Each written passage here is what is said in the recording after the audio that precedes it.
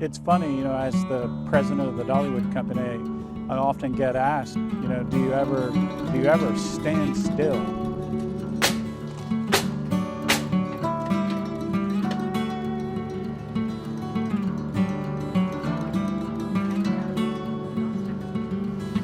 Are things ever quite, finished?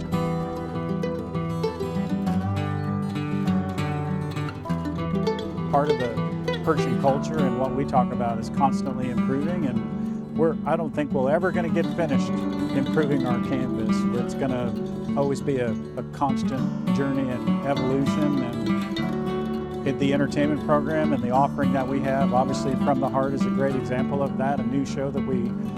won Best New Entertainment Show for the theme park industry last year, and that's pretty positive that